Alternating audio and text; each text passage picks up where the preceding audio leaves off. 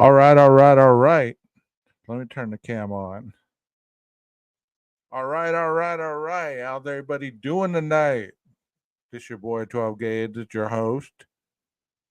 If you're new to my channel, welcome, welcome, welcome. Thank you for the new subscribers. I hope that you find something that you enjoyed, something that you can dig your teeth into and have a good time internalizing the information.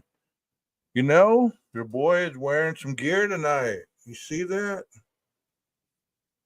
This is says 12. The 12 is kind of cut off, so it's cool though. Then flip it up like this. You see the gunshots, the spray, and it has the little spray right there. Flip it down. So yeah, this your boy 12 Gauge. And if you're a returning person, thank you so much for continuing to return.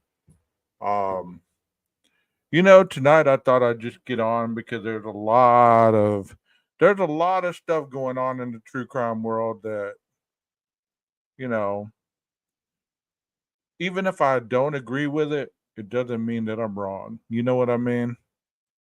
Um, and I still haven't checked on that, Rondi, but I think that you can get small.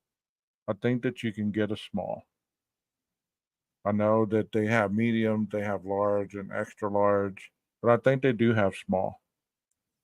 I think they have their own sizes. They have tank top. They have little beanies now that the weather's changing. I thought the beanies look kind of cool. There's a black one. There's a beige one.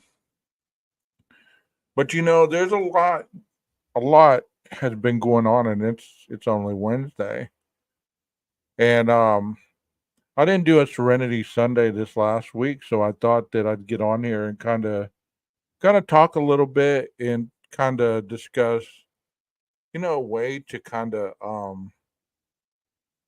decompress because there's a lot of things going on in this true crime community, man. There's a lot of stuff going on. And you know what the sad part is? The sad part is that it doesn't have to be this way. It doesn't have to be this way. You know, I uploaded a video earlier and I wasn't live, so I didn't really get to see what some of the comments were. So, thank you, thank you. I didn't get to see what some of the comments were, so I wanted to play it again, and then I wanted to play the rest of the some more of that trial that I did yesterday. So maybe we'll have some time to do both. I definitely want to go back to the trial, but I want to play the upload that I did earlier because I always like to give commentary, even though the alternate 12 gauge was giving you some information. As I was watching that upload today, I was like, man, you sound like you're scared to death to talk. What's up with you, 12? So I'm gonna mute myself and I'm gonna do some commentary on that because as y'all know, I talk a lot more than that person was talking. So I don't know what's up with what was going on with me that day. I think I was ill. I don't think I was feeling good. So let me kind of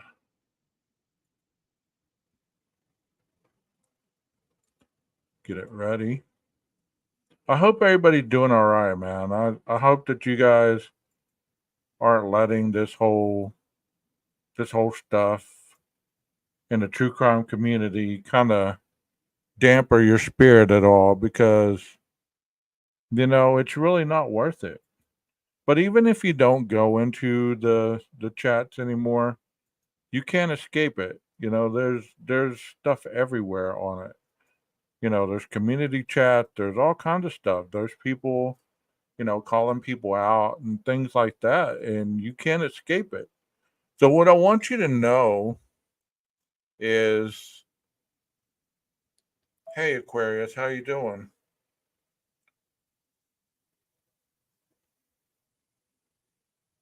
What I want you to know is, as I've always told you, you're part of the solution or you're part of the problem. So if you focus on everything that's going wrong or everything that people are saying that is really hateful, then you're going to get trapped in that. You're going to get trapped in that mindset. You're going to get trapped in that enigma of uncertainty and disdain, you know? I did a class today for 15 juveniles, and I was talking a lot about being positive.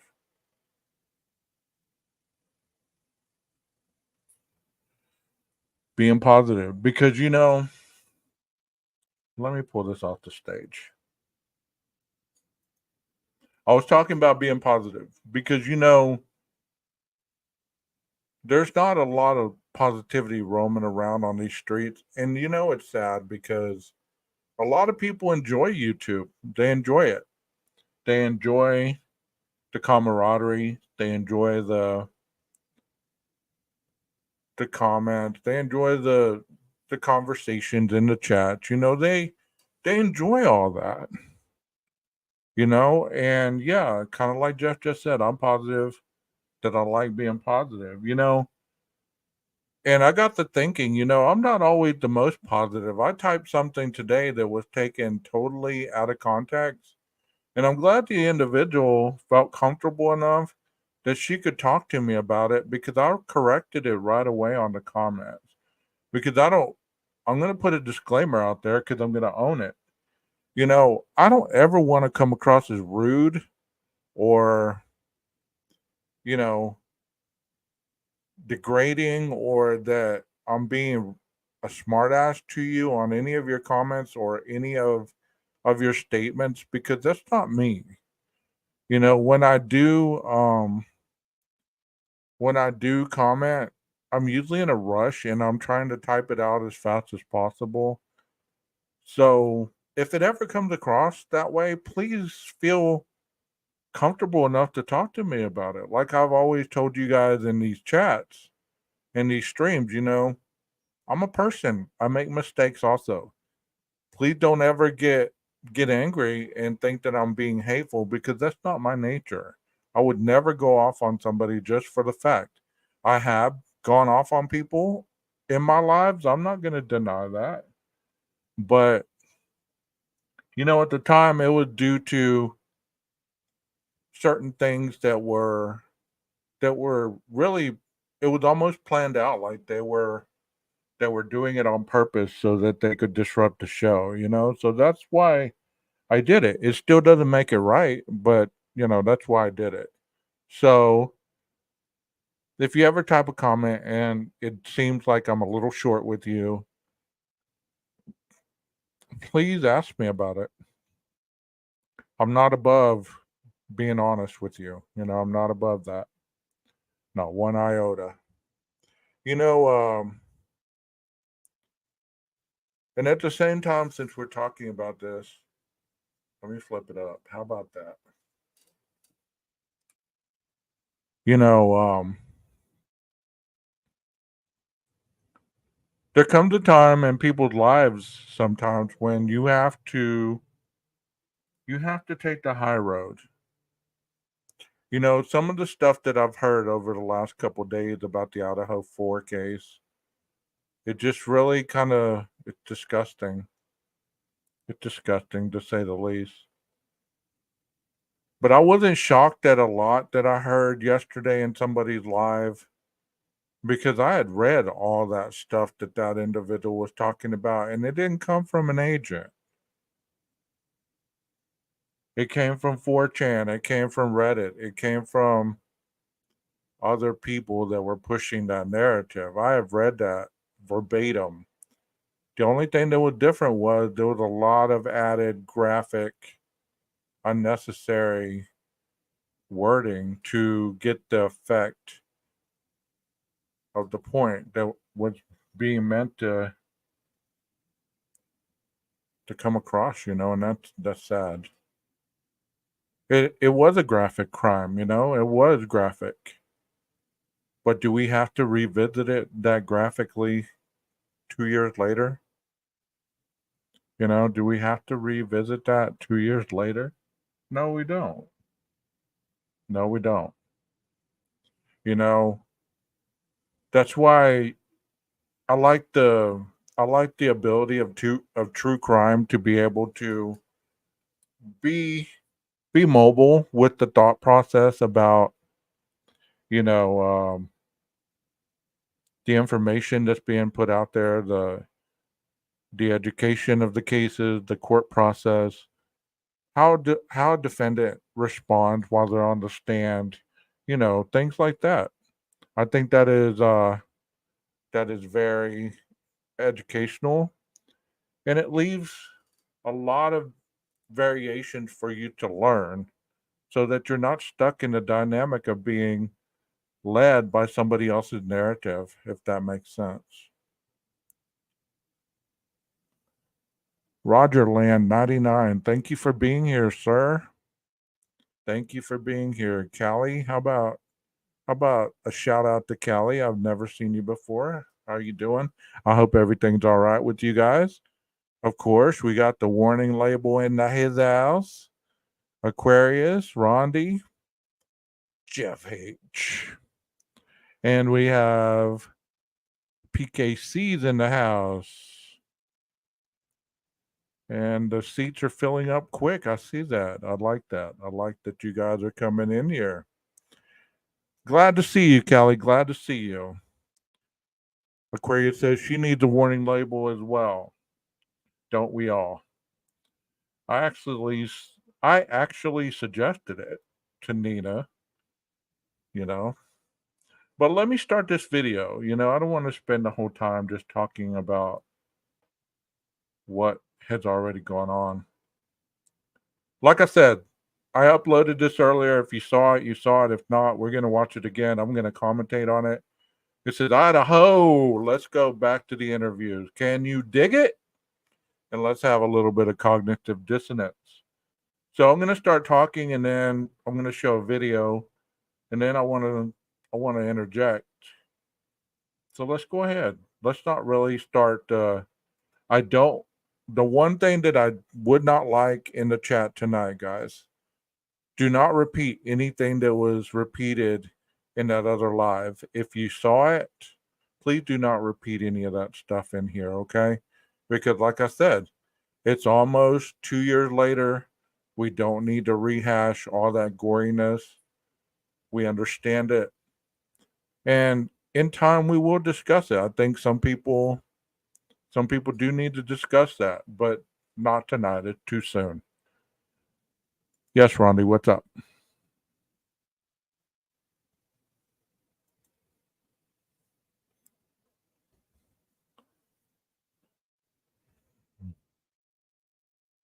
It's cool, Roger. I know, man. I'm so spontaneous.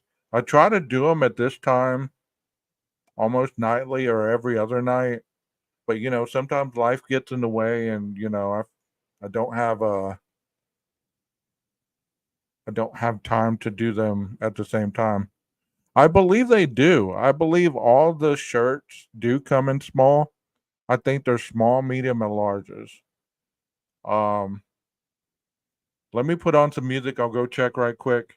You guys, if you don't mind hanging on for a second, let me go check out the merchandise for Rondi, and I will be right back. I'm going to leave you with some.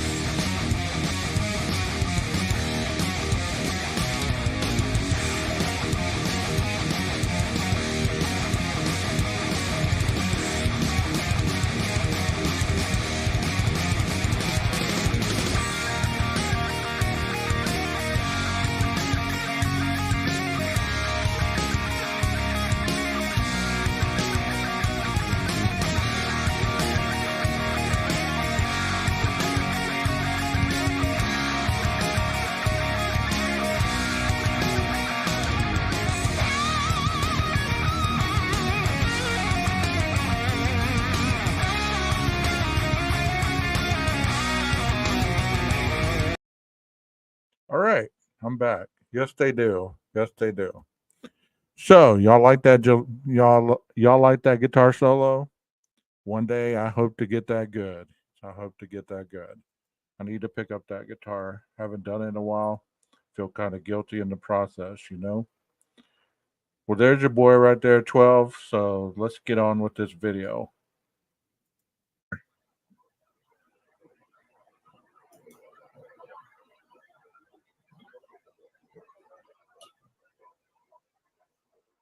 And we believe that Maddie was on the outside and Kaylee was on the inside.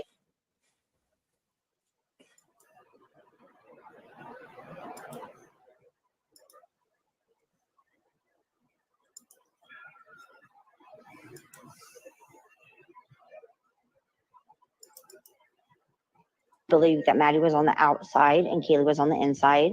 According to Coroner Mabbitt, the killer's first victim was Maddie, says Steve.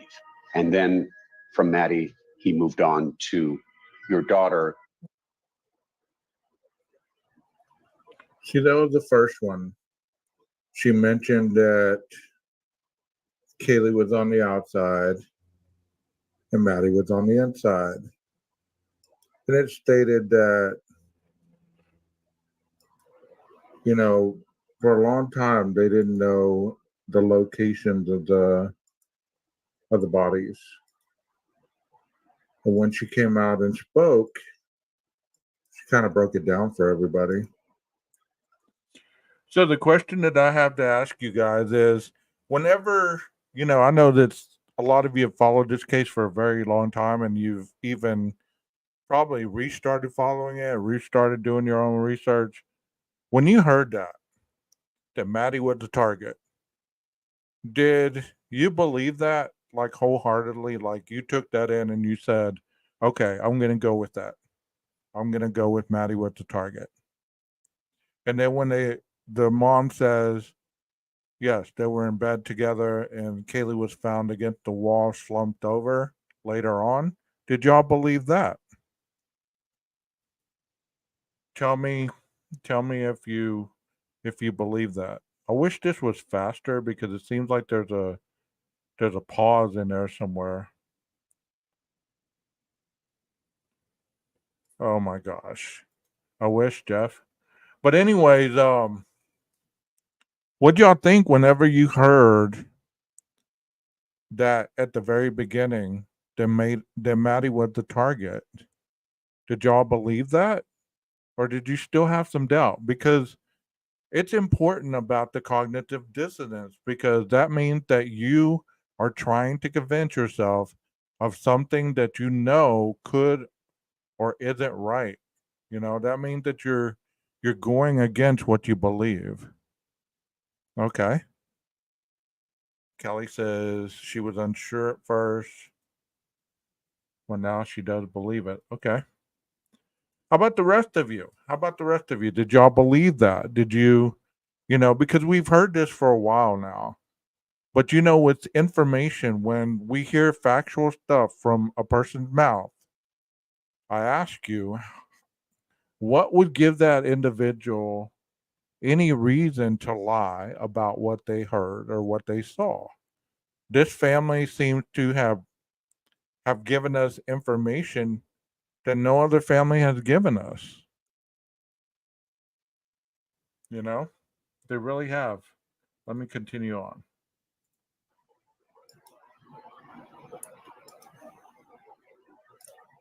This picture right here was intriguing to me because it is a ladder just laying there, right? And most people, they get caught up on this ladder, and a lot of time they say, well, that ladder was used in the crime. The ladder was used in the crime.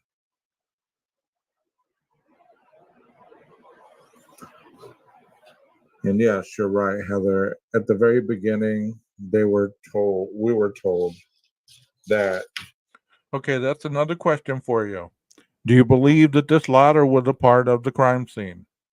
Do you believe that since the ladder was upright, It was part of the crime scene.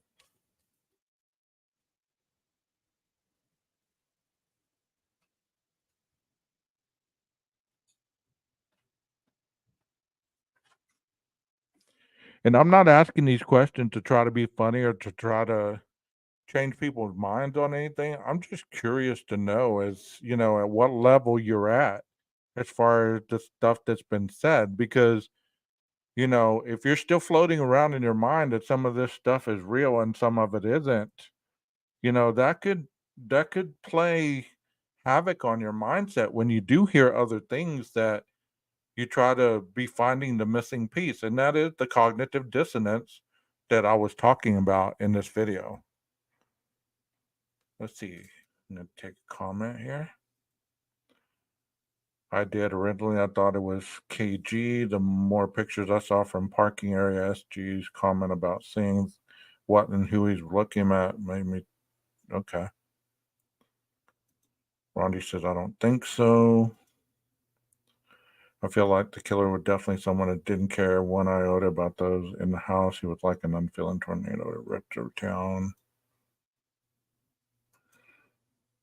My theory differs. I think Kaylee was in her room with her dog and walked in when BK was attacking Maddie. Okay. And you know, it's okay to have your own thoughts. It's okay. The picture was taken before the investigation. I don't think it was a part. I don't think someone would take the time to lay the ladder back down. Yeah, this was taken before the investigation. This was taken from the video when those policemen were walking up. This is taken from the body cam when the policemen were walking up to the back slider when Kaylee comes out. This is when I took this screenshot.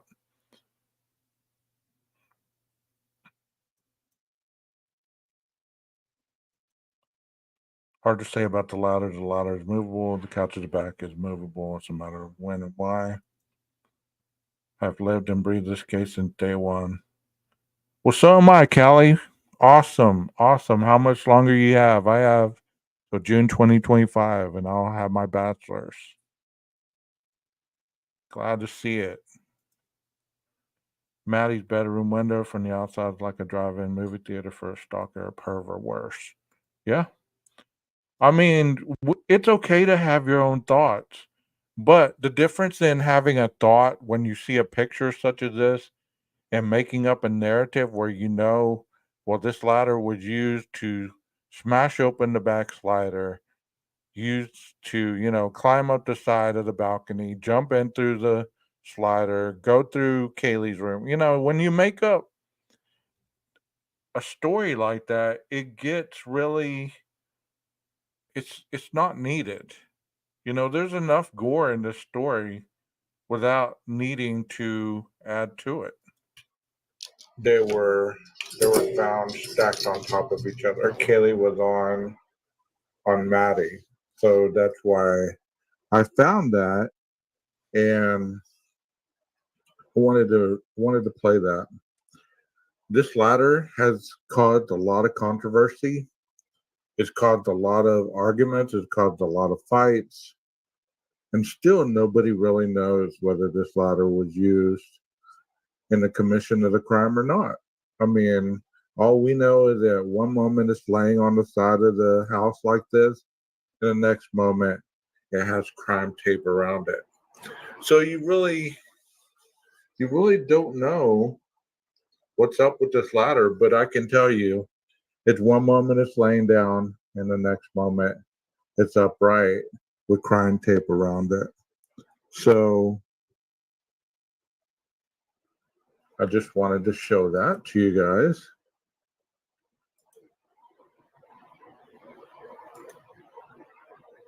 Here's another interview. He basically just graded our papers and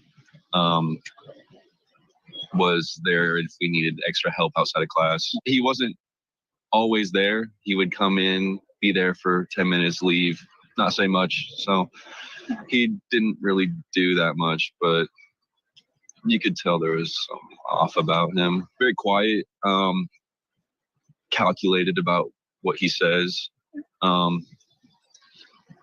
And you can kind of see that in the videos of him. So you heard what this individual says, and that's what I say coming up is you heard what this individual said. He said he was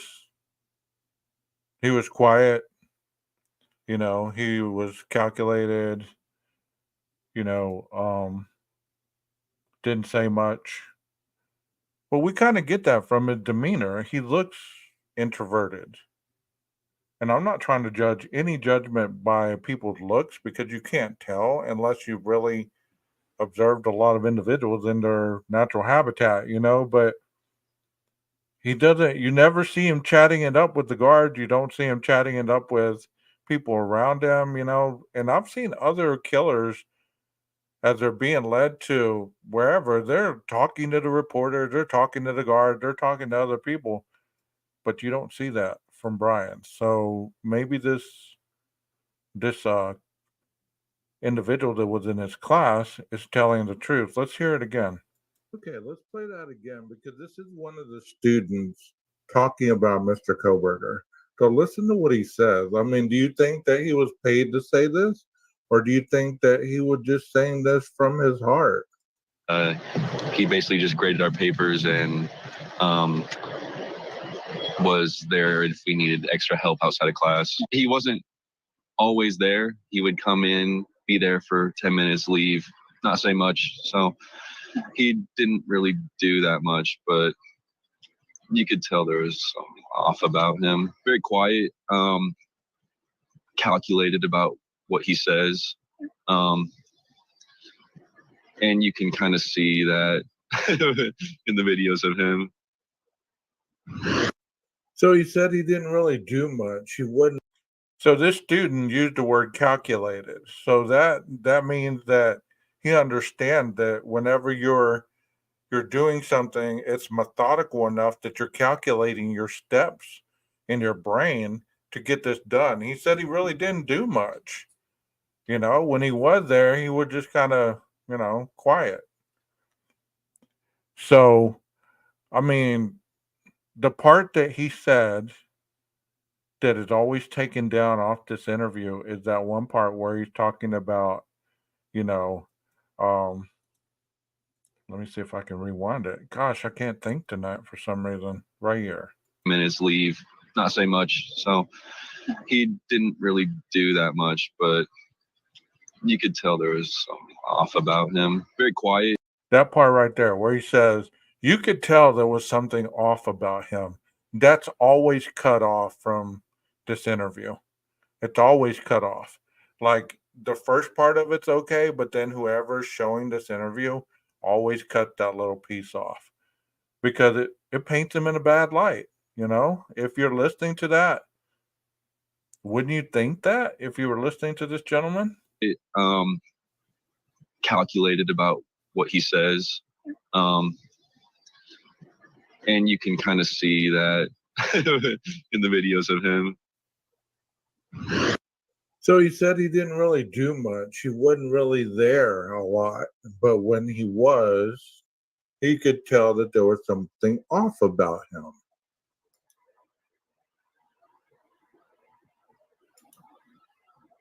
At 9:12 a.m. and staying for about 10 minutes. But that isn't the only location police placed Coburger that day in the hours after the murders. According to the probable cause affidavit, Brian Coburger's cell phone records show him moving south from Pullman, Washington, where he lived in an on-campus apartment at Washington State University, towards Lewiston, Idaho, about a 50-minute drive. The town of Lewiston is located on the border of Washington State, or just across the Snake River is the bordering town of Clarkston, Washington. It was here at approximately 12:36 p.m. November 13th, 2022, when cell phone records placed Coburger's vehicle here on Port Drive next to Kate's Cup of Joe coffee stand. The surveillance videos here at the U.S. Chef store show his white Hyundai Elantra drive past. Then, just 10 minutes later, So we heard about that Cup of Joe place in the hearing when they were talking about, his location. So if that's true, then there will be surveillance, and it will be during the day because that's whenever supposedly he went across the Snake River, he went to Albertsons, he bought some stuff, came back out, and then headed home. People have been asking, and it's a good question. It's really a good question. What do you believe he bought at the Albertsons? Well, what do you buy at a grocery store? I mean, honestly, what do you buy at a grocery store? You think maybe he bought some milk? Maybe he bought some cereal, some bread? I mean, on average, people go to grocery stores to buy bread, milk, eggs. You know, if he's vegan, then I don't know what vegans eat. Maybe y'all could help me out in the chat. But, what would he have bought that, he went in there, got it, and left? I wouldn't say there was anything nefarious that he bought. Like he went in there to buy black duct tape or, anything like that. I mean, I don't want people to think that I want to paint this guy in a bad light, but not every situation along that path was something negative. I mean, people blend in after killing people if they do that, they want to not get caught. PKC says, interesting. I was over that bridge twice today. I wonder why Albertsons is not Walmart. Walmart is across from Chef's store and usually the cheapest. Hey, Aaron, it was something that only Albertsons sells and he went and bought it. That's true. I mean, I do that sometimes here in Texas, We have what's called an HEB, and, sometimes I don't want to mess with Walmart. Walmart's congested a lot of times and the parking's bad.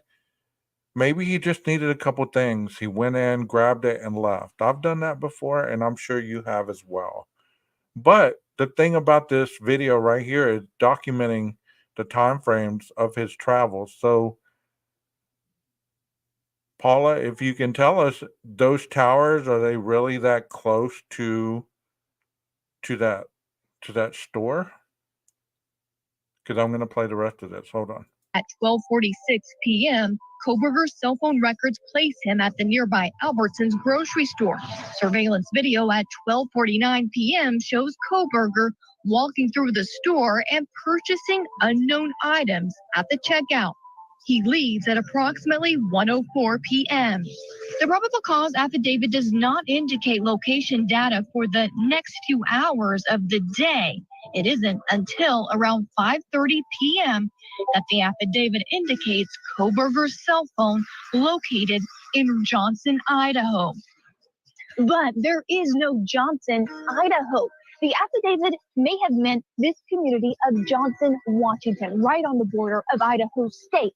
It's a location consistent with the affidavit's routes, and it's surrounded by cell phone towers. For 3 minutes from 5:32 to 5:36 p.m. November 13, 2022, Coburger's cell phone pings here near the community of Johnson. But then his cell phone goes dark for 3 hours. The affidavit notes that this location in Johnson is consistent with the phone being in the same area that it traveled in the hours immediately following the murders. And according to the affidavit, from 5:36 p.m. when it was in Johnson until 8:30 p.m. November 13, Coburger's phone stopped reporting to the network, meaning he turned it off, put it in airplane mode, or the phone was in an area without cell coverage. While the probable cause affidavit does provide new revelations into the movements of the alleged killer in the hours after the murders, there are still many questions that remain. Why did he drive so far to the grocery store? What did he buy there? Did he get rid of that murder weapon and other incriminating evidence along the way or during that 3-hour? Let me ask y'all a question, because these are some questions that I've had, especially when I replayed this today, because I did this probably months ago, because I talk about, having Swamp Rose and I did some video together. The question is, do you believe that he was such a poor driver that, the longer the drive was, the less traffic, he would have more possibility not to get into a wreck or get pulled over by police? Because I know when you're methodical about your driving, let's say that you're not a very good driver, you're going to pick the less driven streets to be able to make it safely. Or, like I told you guys a couple weeks ago, I got pulled over twice. So you get pulled over on this one street, you're going to say, okay, well, I'm going to avoid that street for a while because I got pulled over there. So I'm going to take a different route. I was just wondering if his driving was that bad that, he chose alternative routes so he wouldn't have run-ins with the law, because it seems like he was getting pulled over quite a bit.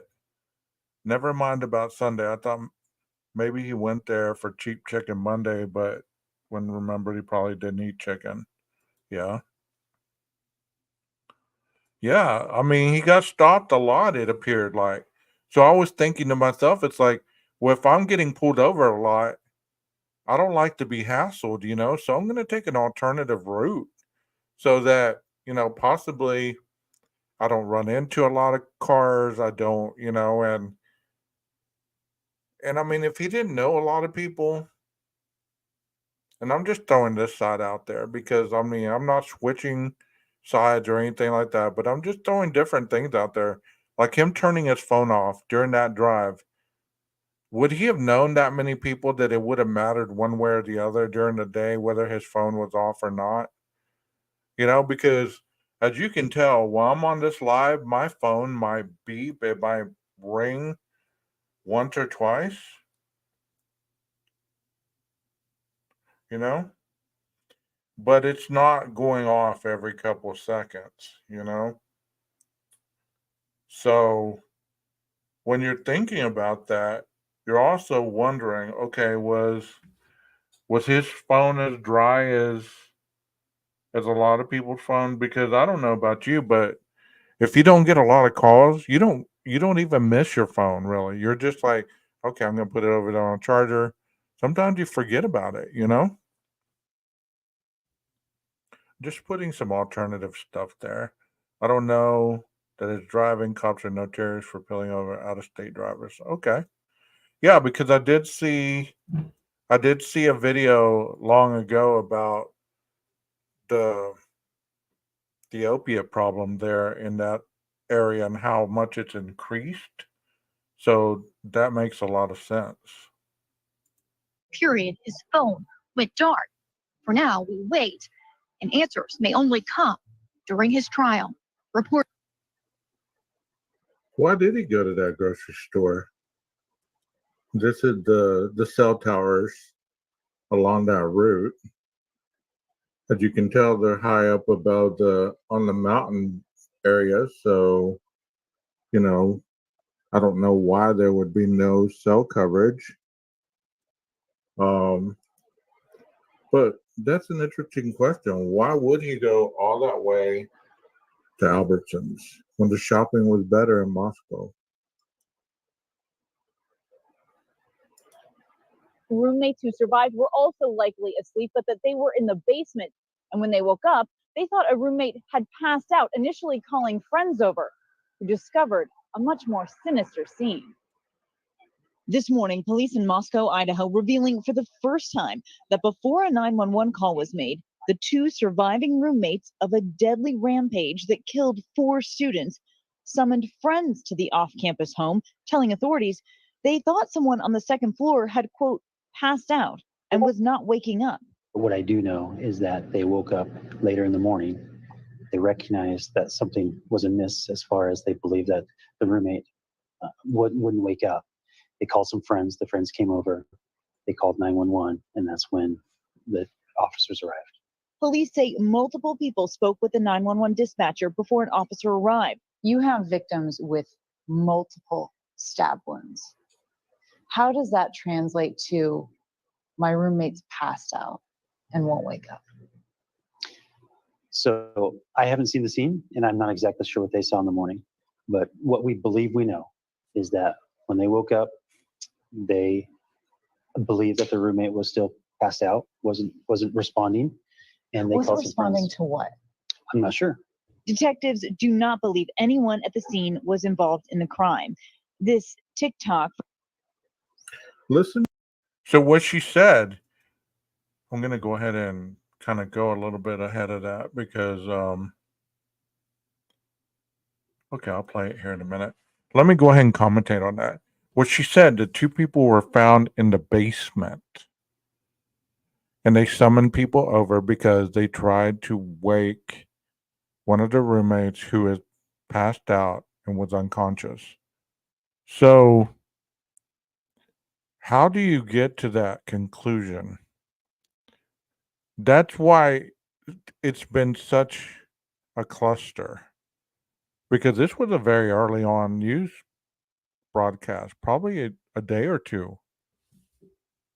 And she's reporting that the two surviving roommates, hey, Baywatcher, salute to you, my friend. She was reporting that the two roommates were in the basement. Well, one, the house doesn't have a basement. Two, we learned later on that one was on the second floor, one was on the first floor. So, as critical as YouTube is to some people, you know, you get it right or you get bashed.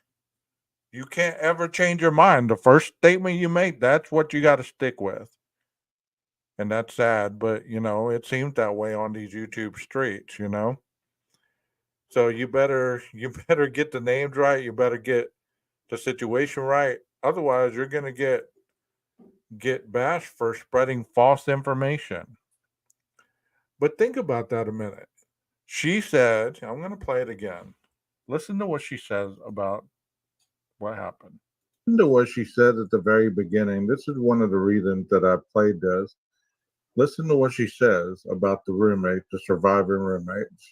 Roommates who survived were also likely asleep, but that they were in the basement. And when they woke up, they thought a roommate had passed out, initially calling friends over, who discovered they were in the basement.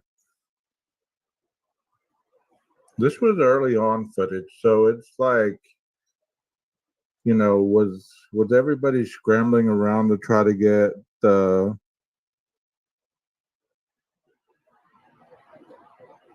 Well, I can tell you, Thunderclap, I'm not a liar, so if you think I'm a liar, you can go ahead and leave. I mean, I'm not trying to perpetuate lies or anything.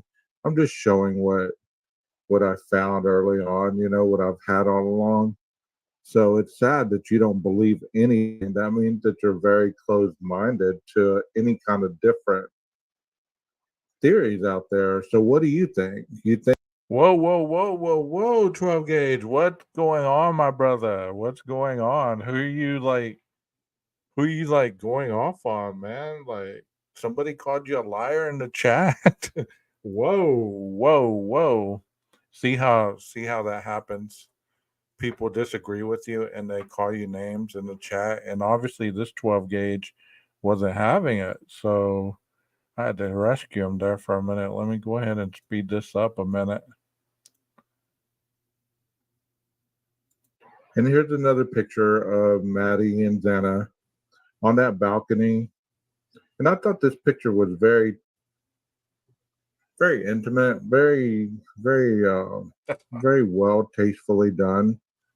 A lot of the pictures that you show them of them, it's kind of revealing, but this shows a little bit of how close they were together.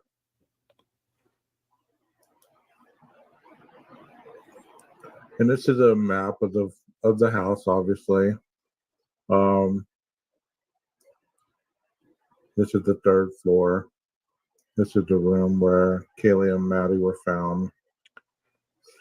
So we can all agree that Maddie was on the third floor, Kaylee was on the third floor, right? Kaylee and the dog were in Kaylee's room, supposedly. Maddie was in her room, supposedly. We don't know if she was by herself. We don't know if another person came home with her. We don't know if there was people already at the house when they arrived. We don't know any of this. And if people claim to know it, how do they know it? That's what I want to know. Thank you, Aaron. Thank you. I don't think I'm as volatile as I was in this one. I don't know what was going on with 12. I think he was sick and he was grouchy. So, pardon my quick temper there. But like I was saying, as far as the outline of the house, we do agree that Maddie was in her room, Kaylee was in her room with the dog, supposedly. Dylan was under Maddie's room, so we can all agree with that. Xana and Ethan were in their room, supposedly, correct? And Bethany was on the first floor. There was an empty bedroom off to the right bottom corner. So we can all agree with that, right? We can agree. Instead of trying to disagree and tear this thing down, we should flip it over on what we do agree on. That would make these conversations a lot better because sometimes what we agree on is going to make more sense to everybody than what we disagree on because we're going to always find something to disagree on. We are. Everyone was doing their own content until Gabby Petito case. Then they started mispronouncing names, and it's like, wow, that's like a sellout. Yeah. Thank you. I remember way back, I knew a couple retired Detective Channel guys. Still respect them. The thing is, yeah, they started mispronouncing, right? Aren't they saying Maddie and Kaylee were in the same beds? Yes. That was at the very beginning. Maddie was the target. We've come to that conclusion. They were found in the same bed. According to Christy, the mother of Kaylee, she was found against the wall, slumped over in the corner. So technically, she would have been either laying across Maddie or she would have just been slumped over. And,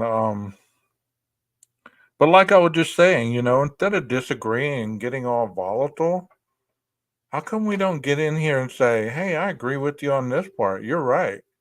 That sounds feasible. But if somebody doesn't agree, you still can say, hey, you know, that's cool. We agree to disagree. I don't have to be a clone of you. But it just seems like if people aren't fighting, they aren't happy. Kaylee's room, obviously, and there's some stuff. And this is just a map of from Pullman to Moscow.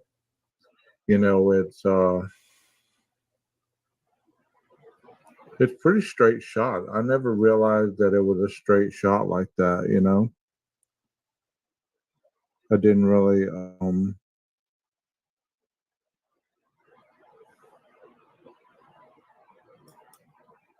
so just a bunch of stuff that I found that I keep finding. This is the slider, obviously. You can see the cabinets back there.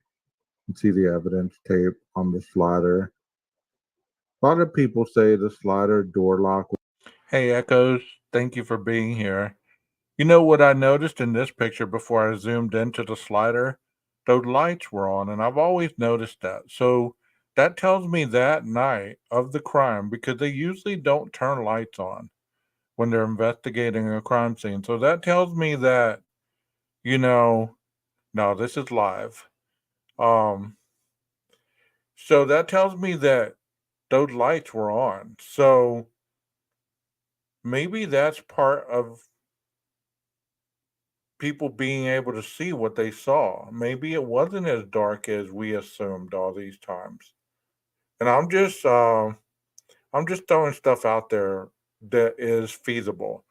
I'm not saying it is true. I'm not saying that, this is what happened, but I'm also not putting stuff in a context where I'm telling a story, you know? Um But think about this, there's no blood in the pictures that we see on these counters.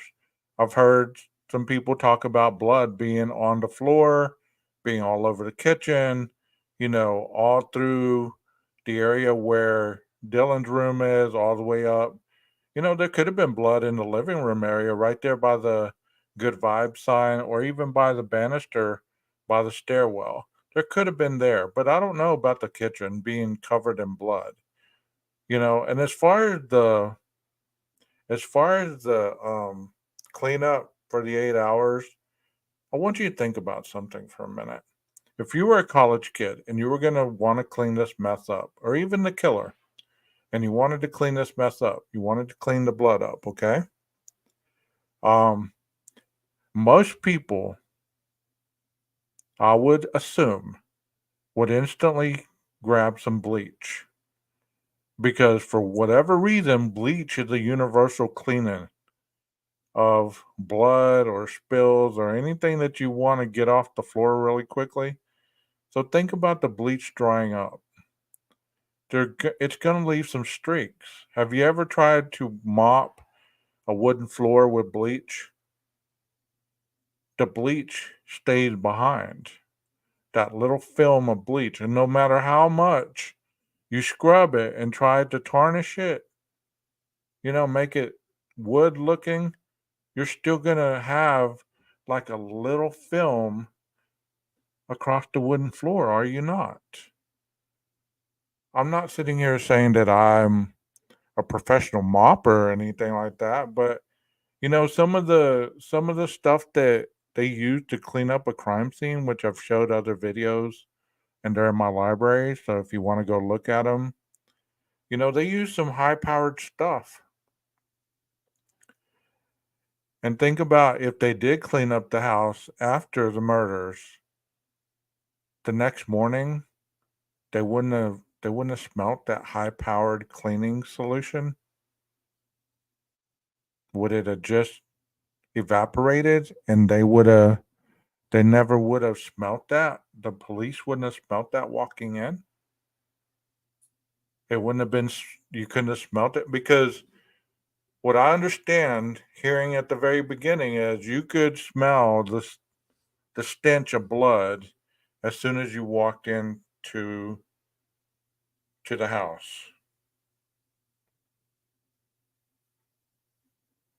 you know? And so if you can smell it as soon as you walk into the house like that, you can smell blood. Don't you think that you could smell cleaning solution?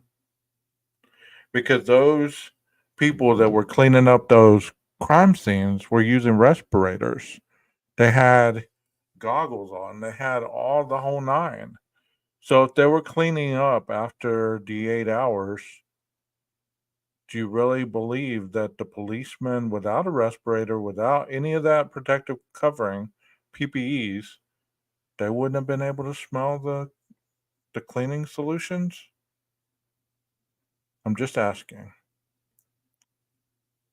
So, yeah, there's two 12s. This 12 was sick. So, this 12 right here is kind of taking over the conversation. So that's what I was basically talking about in that slide right there. I was talking about the light. See the lights being on? The lights were on. So that would think about that a minute.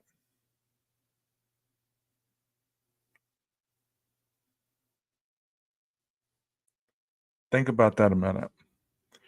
If you're walking in here to commit a crime and you see these lights on, are you gonna are you gonna really stand around under the lights and strip your clothes off for the whole world to see? Because if you remember, you can see that patio from a lot of those houses. I did another video where I did a visual representation of the distance from Jack D's old house to this house, and you could see clearly up to the slider. You could see a bunch of things. So, um, if a lot of people are partying, even if it is a quiet night, you don't know if people are looking out of windows. You don't know if people are out in the back vaping or smoking, or even I hate to be graphic here, but there's some guys that go outside to pee. They don't even use the toilet. They go outside to pee. They go pee in the yard. I don't know why they do it, but I've had guys at parties that I've thrown in my house, and the bathroom was not even being used. They're outside peeing on my tree, and I'm like, bro, what's going on? There's a bathroom inside. Oh, I just like to pee outside. So, I mean, if you were one of those guys and you saw somebody walking out of this house dressed in black and then strip it down to nothing but his skeevies, don't you think you would remember that? And that's just throwing a theory into that. You know what I mean? So it would be lit up. I don't believe that due to the coldness either that the person would have stripped down to nothing, because it would have been quite cold on the walk to their vehicle, right? It is a guy thing. Let me continue. Or people will believe it. Thank you very much. I wasn't kicking you out. Don't get the wrong impression. I was just wondering what your statement meant.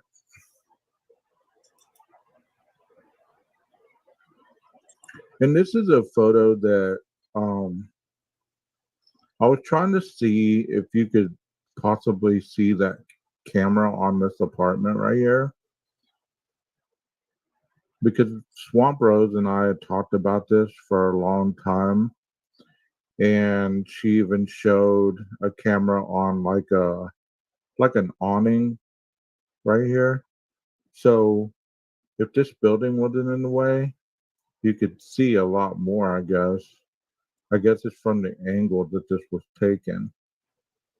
So it's like right here somewhere that camera's supposed to be, that captured the triangulation of them being dropped off and everything, supposedly. So, yeah, I had a very interesting theory when I was going through this, that there was a camera on 710. So, and I still stand behind that, even though I could be wrong. I still stand behind that because I know what I saw early on in the TV reports and the news reports. I just have never been able to find that that TV interview. The person was interviewing the person who lived there at that house, and he was diagramming how easy that camera would be to see the 1122 home. So that stuck with me. But kind of like everything else, when you go to look for it, you can't find it. And then I talk about, let's go ahead and skip past this because, I mean, if you watched this earlier, all you're doing is watching a repetitive thing. I want you to get you to the interviews. This is the guy. I don't know if you remember the guy. There was this individual who lived in his home, and he was talking about um, what it was like to live in that home. So he's going to diagram it. Here we go. Students are very familiar with the inside of the home around the community. There have been thousands of people that have likely been through it throughout the years. Even when we had it, there were people that would come and knock on the door or walk in thinking that it was somebody else's house. Now is the school. I thought that was interesting that he said even when they had it, people would just walk in thinking that it was somebody else's house. How could that be that people just walk in randomly? That'd be like right now at this time of night, somebody just walks into your home thinking that, somebody else lives there. Here where I'm at, it's 2 a.m, or it's actually 2:30. So that would be like people coming home drunk from the bars and stuff, or intoxicated by something else. And they just walk into your home being like, oh, hey, I was in the neighborhood. I thought I'd stop by. But isn't that how they painted this house to be, guys? Those of you in chat, isn't that how they painted this house to be? So frequented by people that it was so easy to walk in and out. Like they had visitors at all times of the night, you know? And that always struck me as odd because I thought, well, if there was having people over at all times of the night and people knew the front code, they knew, the slider would have been open probably. So maybe, and I'm not speculating here, but think about this. Possibly it's okay. I'm here to help. Maybe that wasn't even the killer. Maybe that was somebody that had stopped by and saw what was going on or heard the whimpering or heard the crying and couldn't get in the room, so they left. I know that's a far-fetched theory there, you know? That's a far-fetched theory. But think about it like this is like, there could have been multiple people throughout that house all night long and they wouldn't have known it if they stayed in their rooms. You know, if you heard all that stuff that you heard and then you realize, it's probably people partying or whatever, there could have been people coming in and out all night long. You wouldn't have realized it. And who's to say there weren't a lot of footprints all over the wooden floor? So you just never really know. Yeah, and Kaylee's mom said that they did lock the door. So if their doors were locked and Maddie's door was locked, how did the perpetrator get in? How did the perpetrator get in? You know? Did the perpetrator see? I read this in a 4chan post one time, okay? So I'm going to give 4chan the credit for this. This is the difference. I'm giving 4chan the credit for this. I read this theory where somebody talked about scratching on the door, which would have been Maddie's door. Scratching on the door just like they were the dog, right? She gets up to open the door. He ambushes her, starts what he does to her, and that awakens Kaylee. Kaylee comes from across the hall, locked the dog in the room, and then she gets attacked. Does that sound logical to you? If we're using Occam's razor, does that sound logical to you? I mean, that sounds far-fetched, but it does. It sounds a lot more logical than what I've heard other people talk about. I didn't make this up. I read it on 4chan. There's a lot of stuff on 4chan that at the very beginning, it's almost like people were drawing you a roadmap on what really happened in this scenario. If you really were paying attention, which I wasn't back then because I wasn't that invested. I was, I just started school, so I was worried about my schooling rather than trying to solve a case, you know? So let me continue on. Give me a 1 if you're enjoying the content. Give me a 2 if you want me to hurry up and go on to something else. Can you imagine living in a house where people would do that, like all hours, and you not even realize that? I mean, it's just crazy. Just crazy. Yeah. I mean, you have that dog, but they did. I mean, their dog didn't seem that aggressive. I mean, maybe it might have been. Who knows? I mean, I didn't know their dog, but would he have even barked if he recognized you? You know what I mean? Like if you've been there more than a couple times, your sentence gonna be, around the house, even if you can't smell it. You know what I mean? Like the dog gonna recognize you from a distance. I've always said a dog can smell things further away than humans, so their sense of smell is very, very intricate. So, that being stated, maybe that dog knew a lot of the people that came in and out of that home. And the reason that I said what I did just now about the dog, about the scratching on the door, because it had been public knowledge that Murphy had slept with Maddie as well. You know, Murphy had slept with in both rooms because that's how close that dog was to Maddie as well. It was common knowledge. I had read that, in articles. I had read that on different things, or I've heard different things. You hear so much when you're researching this case. You don't really have the time to cite everything that you hear because there's so much out there. Yeah, he had to be used to a lot of people because there's so many people in the house. I believe that people came in and out of that house, but I don't believe that it was as big a party house as what it's been portrayed to be. I believe that people did come to that house, but it seems like the roommates had their own friends and they all shared the house at different times to party. Like some went to the corner club, two went to the corner club, um, two went to the Sigma Chi. So that left the other two the house to party at with no interruption from the other people.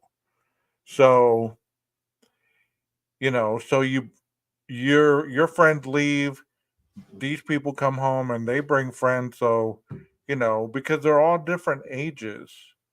So, if you're not really close like that, that's what usually happens. Or when you come home, these two leave to another party. That's usually what happens when you live in a house like that. There's a rotation of, okay, when we're with my friends here, you can stay, you can participate, but, you know, they really don't know you and, this, that, and the other. Early on, it was reported that Murphy hated to sleep alone and would whine and bark, scratch. That is why I think Murphy was in Kaylee's room at the start of the attack and was locked in. That's a great theory right there. I like that. I like that. I agree with that as well. It's a strong possibility.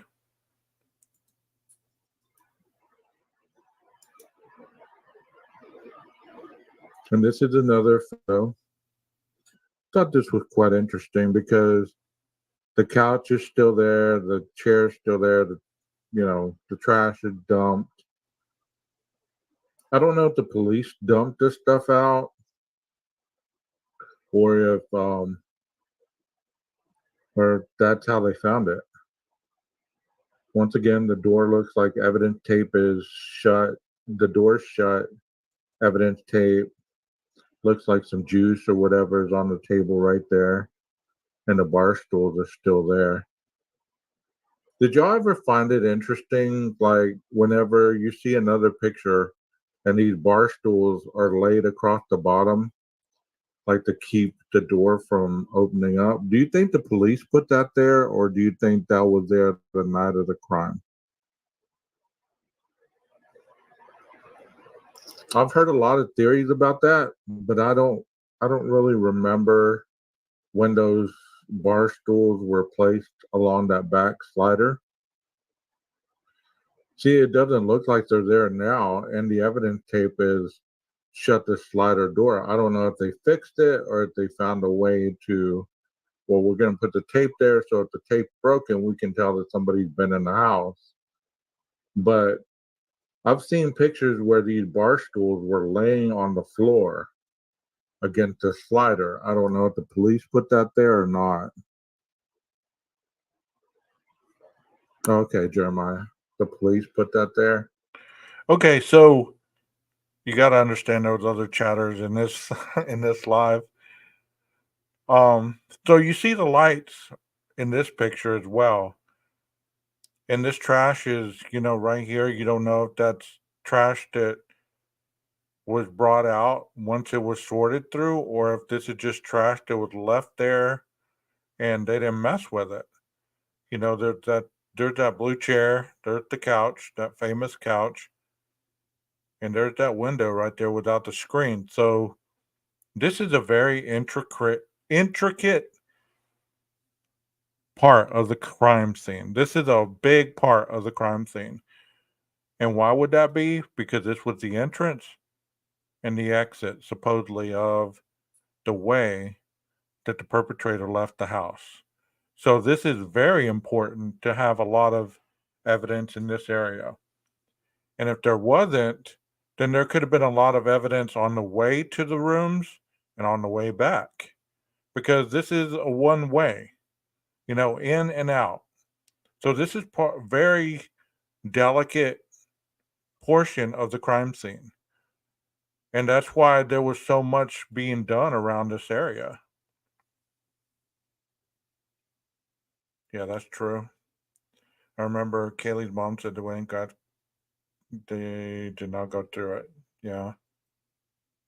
But I believe it's just speculation on my part. There are other possibilities, of course. As I'm saying right now, this is a part of the crime scene that people don't really view this as being of importance, but this is huge as part of the crime scene. When you're investigating a crime, the exits and entrances are usually part of the most important areas that you'll investigate because that's going to have the most evidence usually. And, the perpetrator walking in there through the kitchen and coming back out, were their footprints, in the wooden floor? Did they get latent shoe prints off the wooden floor? Did they get a boot print that matched the one that was back behind this couch? I've showed that one as well. So I'm not making that up. Anything that I talk about, there's videos to back it up on my page. So if you're new here, go take a look. Or if you're not new here and you haven't looked at my stuff recently, there's plenty of stuff on there. They're just real long sometimes. So maybe on a weekend, if you want to binge watch, go help yourself. That is the whole point. It's really confusing to me. There are a lot of questions. From the look, there's still going to be questions. Could you imagine if the knife was at the bottom of the trash can? Wow, I've thought of that as well. Nobody looked in it, so you just left it at the bottom of the trash can. There's questions because there are no real clear-cut answers. We have a crime scene. We've been told about a car. We have a witness statement, and we have all this stuff that nobody wants to believe. I watched a video today where there was an individual who is the creator, and he was talking so bad about the PCA as if it was not reliable. And that's part of the reason I do what I do on my channel is because, yeah, we're still gonna have questions because they're not gonna say, okay, we're gonna break it down for the YouTube community. we want to give them a step by step. A lot of times you're not gonna understand what they're talking about unless you have been following this from day one. So let's move on. I didn't remember, so I didn't really realize,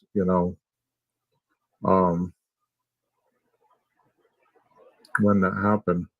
And you notice that this window right here, the police and the investigator, they spend a lot of time on this window. And it makes you wonder, because this is the one with the screen taken off.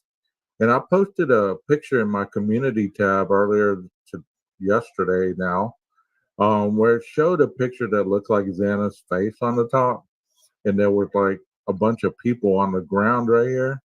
It was just an interesting photo. I don't know how they got the reflection just so perfect off the person to put it on the window. I don't know if it was photoshopped. I don't know. But this was Dylan's room right here. No. I'm mistaken. This is... Where am I? I thought this was Dylan's room. Because it goes in like this. There's the pantry right here. And then it goes into the stairs go up. Okay, get your facts straight. That is Dylan's room. Stick to your original thought, bro. That is Dylan's room. So here, I lightened the photo up a little bit so that you could see clearer because that other photo was kind of dark. I didn't manipulate it in any other sense. I just lightened it up. You can see the reflection of the lights. Yeah, that's Dylan's room. That's why I told 12 Gauge, get his information straight, bro. There are the bar stools, obviously. In the trash. And there's the couch. But you get what I'm saying as far as these windows. I mean, they're in perfect proximity. They're low enough to capture anything coming ground level here. And they're high enough to capture anything going along the roadway. So I thought that was quite an interesting thought on my part. Not that so think about what I'm saying right there. You know, you see the windows are ground level, right?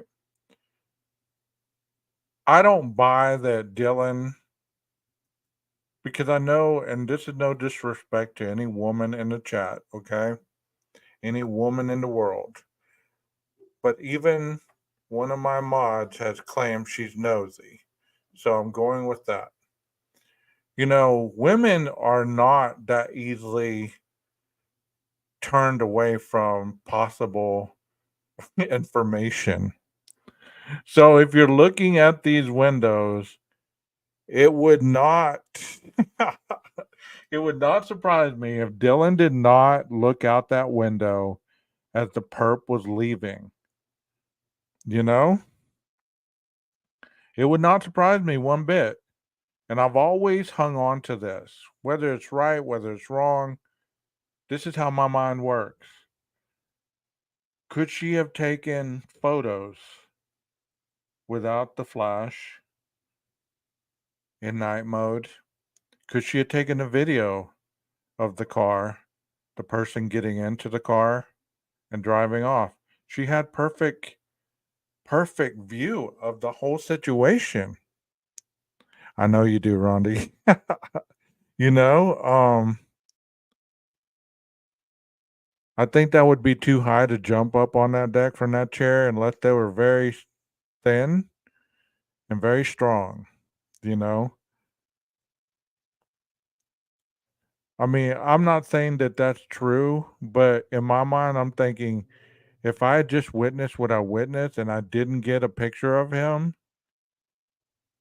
I'm going to try to get a picture of the car. I'm going to try to get a picture of him. I'm going to try to get a video of it. I'm going to try to get something to verify what I just saw. But she, you know, I've heard that she wasn't even there, you know? I've heard that Bethany wasn't there, but how did these people know that they weren't there? That's what is adding to the confusion of this whole case is when people make statements that they don't bring receipts on, they don't bring citations on. How do they know they weren't there? Who told them? You can't just rely on saying, well, I have a reliable source. I could say that. I could say I have a reliable source that lives in Moscow that you know the next day after the crime went and took all these pictures and this is what they showed me. They emailed me this. But I never show you one picture. Would you believe me? Would you believe me? Or if all these months I say, well, I've held on to this from the beginning. Would you believe it?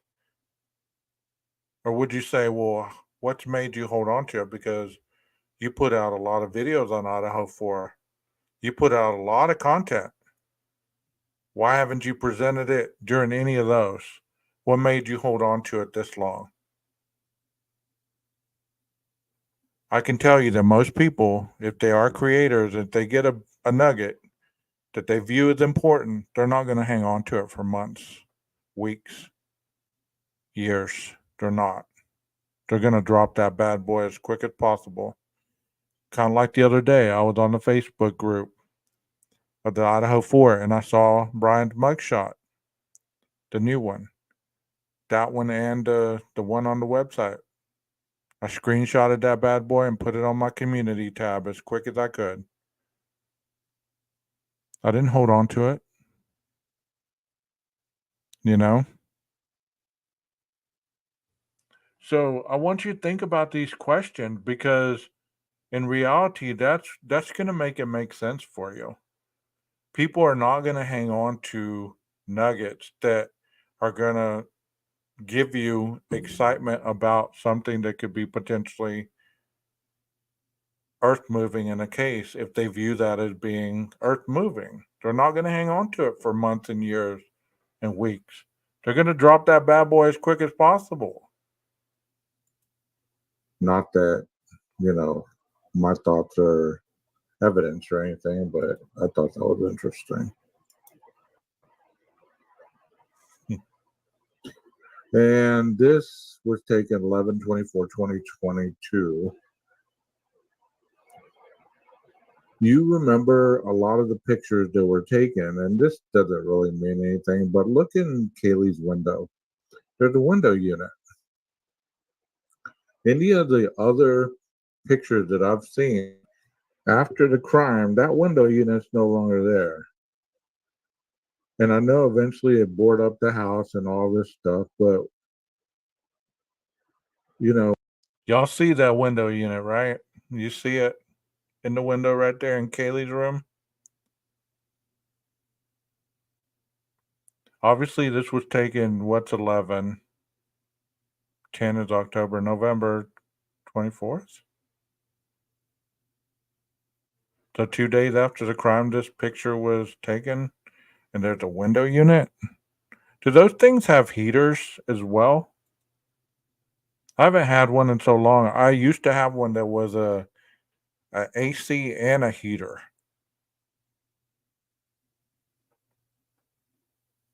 Do they have heaters? Because if it had a heater, that would make sense why I was in that window. Because the nights were getting cooler, you know? And also, I had heard at the very beginning that they were having issues with their heater in that house. So they didn't have heat because their heater had broken.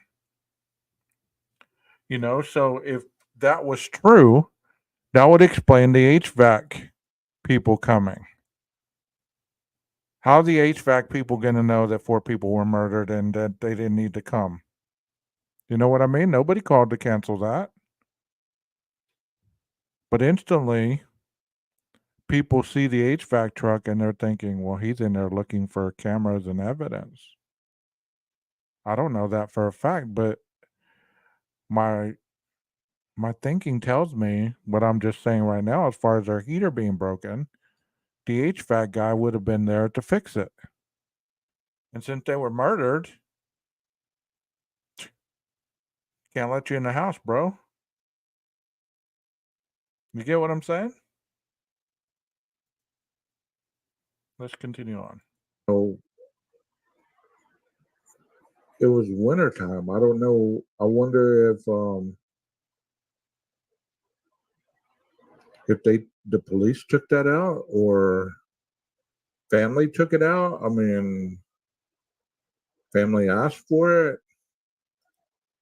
Anything of that nature.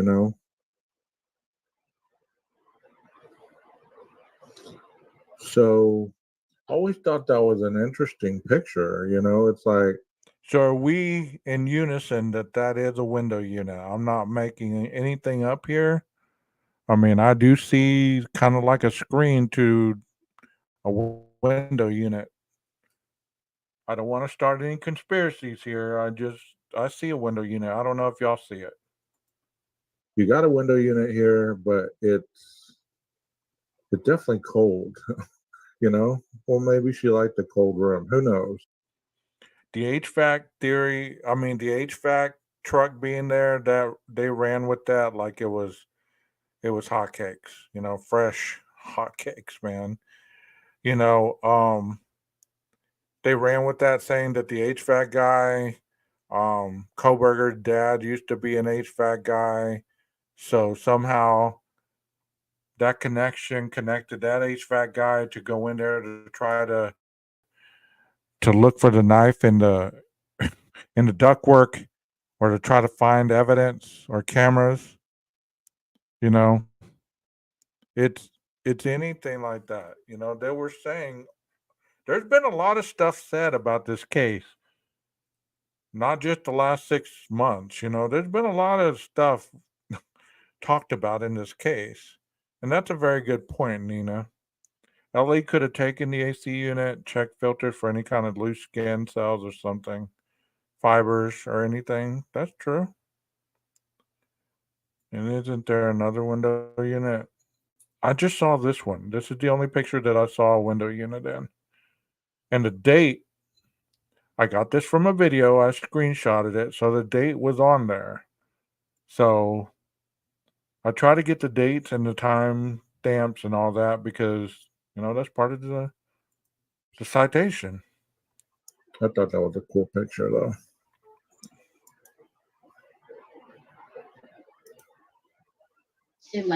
This is a lady interviewing the neighbor downstairs from Brian's apartment. Listen to what she says. A night person, not do a lot of things during the day, but during night, Right. to like clean the floor, sometimes vacuum, very loud sound. Yeah. Yeah, it's that's the thing, you know. I keep telling the journalists and reporters that is heard from the upstairs. Yeah. But it was just he was a night person vacuuming or whatever. Yeah, Yeah. and even sometimes like in the bathroom wash very late to not like what the regular time. Yeah. Very late night he would do this kind of stuff. Yeah. So we got stuff, and many times. Did you ever ask him to quiet down or anything? Or? I actually wanted, but I didn't try. Yeah. And once when I met him, we just say hello. I just want to say, could you please keep it quiet because we woke up at night and kids. But I didn't do that. I think maybe because he doesn't moved in my office, maybe he needs time to get used to. Sure. That sounds like an Asian woman to me. Does that not sound like an Asian woman to you? So there's another Asian in Pullman. So there's two. Not only the token one that they talk about that Brian supposedly dated, but there's another one. I'm not a language expert, but you know, I know the difference between Latin accents and Asian ones. I eat a lot of Asian food, so you know, I hear it. I heard this accent today, you know, so what do y'all think? Is she Asian? Is she Asian? You've been following me for a long time. That's how you know that. Is she Asian, guys and gals? So you heard it. I mean, and you know, there's a lot of individuals that aren't going to really consider anything that's been reported. And I don't understand that at all. I really don't. Like at one point, you have to ask yourself, it's like, what would be the purpose of reporting false information? I mean, I get it, but what would be the point?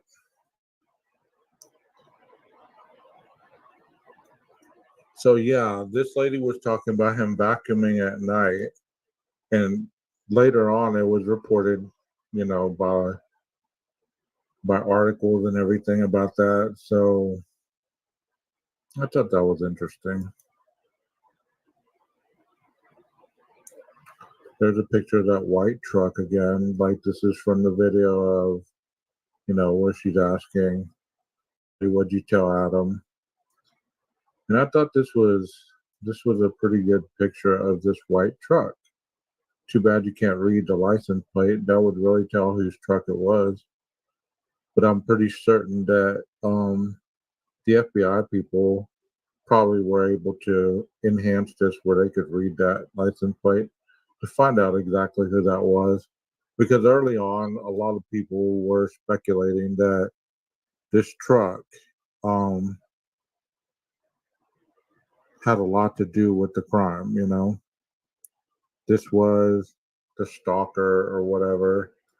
These individuals were signaling, letting people know they were keeping an eye on Maddie and Kaylee. And it could have just been somebody out partying. I mean, who knows? Does anybody know whose truck that was supposedly?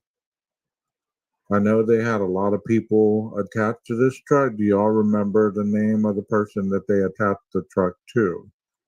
Good question, 12 gauge. Does anybody in chat know whose truck this could have been?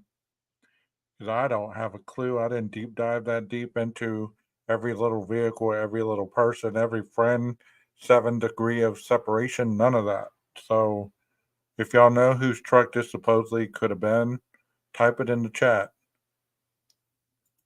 And they were also saying this is the truck that you heard at Linda Lane.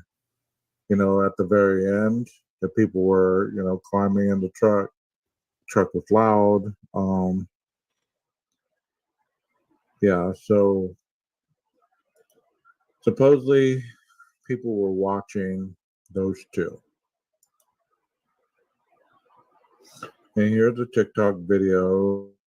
I got a screenshot of this individual. He's about to talk about some things. And let me stop sharing why I set that up for you.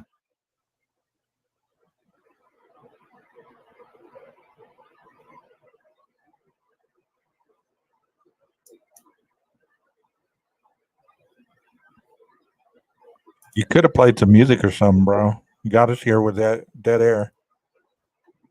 And then, I thought I got his interview. I guess not. Well, he was basically just saying that he was a childhood friend of Coburger's and basically shocked that, you know, he had been typically implemented in all of these crimes and everything that were supposedly being said against him and everything. He was kind of shocked at the rest of the world, I'm sure, who knew him. You know what? Picture that I'm going to show is from a student that supposedly sent this to Mr. Coburger. And this was his response. I'm glad this course has given you a more nuanced perspective pertaining to criminal justice. Have a great break. I don't want y'all to think I'm crazy because I talked to 12 gauge that's presenting this or, you know, all that stuff. I think it's hilarious to me because this is some of the stuff that I would say to myself if I was able to sit across the table from myself, you know? Yeah, anyways. Typically unique. Welcome, Callie. Welcome back. Warning label is in the house. Echoes, I'm reading your stuff. I'm not ignoring it just because I'm not putting it up here. It's just interesting, you know? So this was from a student, and Brian, see right there, it says Brian Coburger, December 16th at 2:30, gave her some props on her canvas. See, I get these all the time, and I'm about to say that in this next line, I guess. I get these from my professor all the time, or I get negative ones when I mess up, and they try to give me some insight on the areas where I need to improve. December 16th at 7:20 p.m., Brian Coburger. So that sounds pretty friendly, right? Hey, P. Fox. And this is on something called Canvas. Whenever you turn in an assignment, the instructor responds to your grade or they give you some kind of comment on how you can do better. But this person obviously got 125 out of 125 points, and they did great. And that's what Brian supposedly wrote to that student. I thought that was pretty nice, you know? And that's another thing, you know, people are going to say, well, that was that was manipulated and that was not real and all the stuff that people say. You can't manipulate this. You can't unless, you know, they somehow I don't know how they would have manipulated this, how they would have put his name because their name is, lighter than the writing. So I think that's for a reason. They're the only way that you could be able to write in this thing would be legit. But once again, I don't know. People are very disturbed at times. Doesn't sound harsh at all, does it? I'm glad that this course has given you a more nuanced perspective pertaining to criminal justice. Have a great break. And this was a female student that he wrote this to. I saw this and I was trying to figure out what this was. I guess this is from Kopaka's thing. Supposedly, she wrote in his online obituary, June 5th, 2023, RIP, my friend. I miss delivering your favorite meals. And I think that's where that was from Kopaka.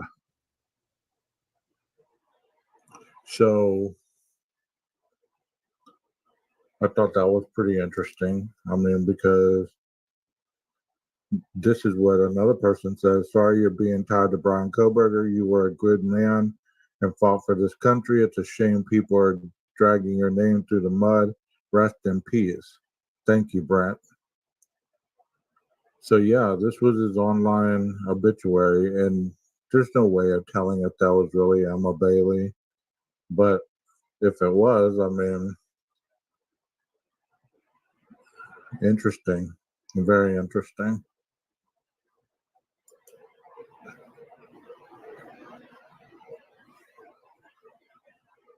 And here's another screenshot that I took from Brian Coburger, December 16th. Another email. Grades. Hey, Ava, not a problem. I updated it. Best, Brian. Once again, does that sound like an aggressive teacher assistant?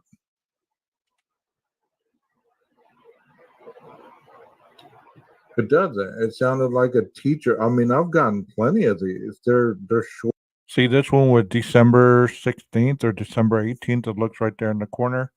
It says Pullman Criminal Law just sent you a message in Canvas. Coburger grades, external emails. So it says, hey Ava, not a problem. I updated it. Exclamation point. Best, Brian. Short and to the point. You know what I mean? It's like, good job. Yeah, I went back and changed the grade because you fixed the problem or you fixed the assignment and you added more detail or this or that. For $1,000, I can tell you where they're at typically. That's the other. I've gotten plenty of these on Canvas, because that's what I use at my school is Canvas. So, I would say this is pretty legit. I mean, I don't see how you could fabricate that. You know what I mean? But my point is, it doesn't sound aggressive at all. And this is obviously a female, but he used the exclamation points. I don't know if that was just him trying to say the importance of, hey, don't worry about it. I updated it. Don't worry about it. I updated it. No problem. And this is a picture of Dylan after the murders.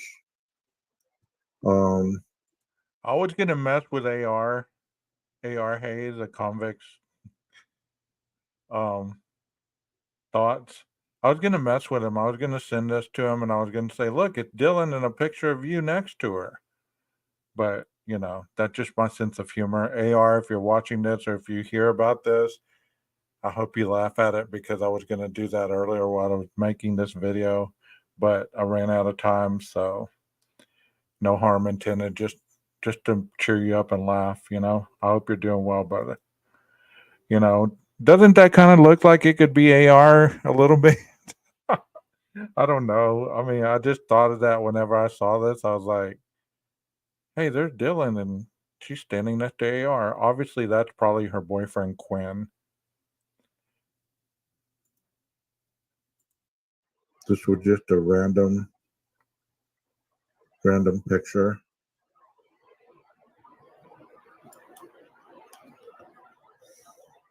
I don't know who that gentleman is.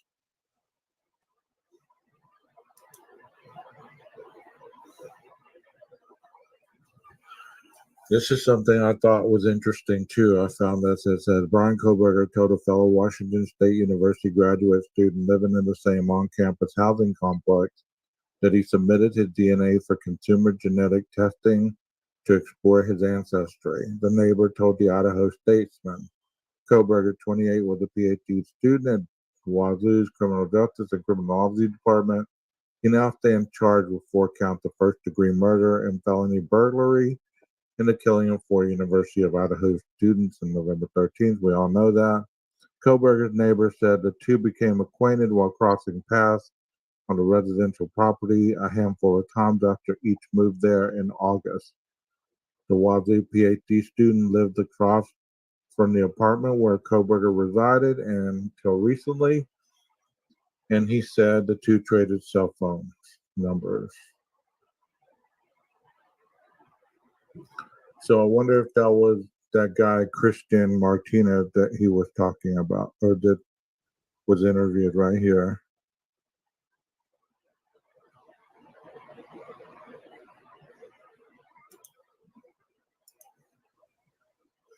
And this is a list of the stuff that they took from his house in Albrightsville. Motherboard, Wazoo paperwork, note from Brian from Montana, medical documents, court documents, note to dad from Brian, colors.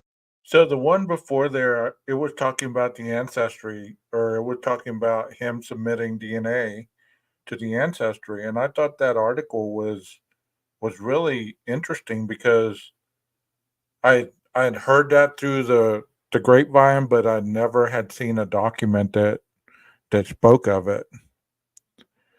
I heard there's one coming up. I just haven't heard what day it is, but I hear there's one coming up.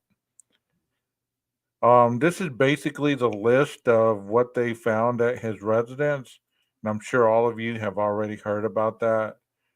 I was merely talking about this because there was no offense here, guys, but it aggravates me a little bit when people say that there's no evidence at all. And that's why I show these lists, because when you're talking about law enforcement or criminal justice, these lists are being listed for a reason. This is evidence. Whether you believe this evidence ties the person to the crime, that's not how this works. You know what I mean? So whenever I present things like that, I don't do it to try to show that the individual is guilty because they found this stuff. No, this is what they found. They have to list it. They have to tag and bag it. They have to, you know, itemize it, and they must have a chain of custody for all this stuff that they find. So, is any of it going to be used as evidence? You just never know. But it's still evidence. You get what I'm saying? So let's get to the next part. Got to know each other after a while, taking laps around the asphalt parking area. During the discussion, Coburger asked the neighbor, who is not from the U.S., whether he could identify Coburger's ancestral background.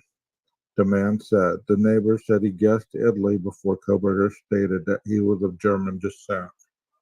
He talked about his ancestors. The 30-year-old neighbor said he had some sort of DNA test. I don't know how he got to that point. It was just interesting to him. So right there, he was part of the list. He was talking about the German descent, and then the neighbor was asking him about, how he knew that, and he talked about his DNA. So I mean, if you're a thinking person, which I believe a lot of you are, as well as the individuals in these chats, you are a thinking person. Obviously, you're thinking because you've been following this case for so long. You do think about it, and it makes sense in your mind, your conclusion. And that doesn't mean that you're wrong. I was thinking about this today when I was uploading it because I'm the one that created it. So the first time that I created it, I didn't even hear myself. I heard it today when I presented it. And I heard that part and I was thinking to myself, okay, so the Martinez guy, he's the one that introduced Brian supposedly to those females at the Grove party. Whether that took place or whether it didn't, could he have been a witness to telling the police about the DNA he submitted supposedly to that website? Because there it was written in black and white. I didn't make that up. Could he have been a tip that turned them into that direction? Things like that happen, whether you believe it or not. People turn people on to the police or investigators onto different directions and they follow up on a lot of those tips. So if that individual said, oh, by the way, me and Brian were having a conversation about, his ancestry because I thought he was Italian and he said he was German. So, and he also mentioned, submitting his DNA to this website and finding out that he was German that way. Wouldn't that ring a bell if you were an investigator? Ding, ding, ding, ding, ding. He submitted his DNA to a website. Let's go look at that website. Let's see if we can get his DNA somehow. I don't know if that makes sense to you guys or not, but that's just the way my mind works.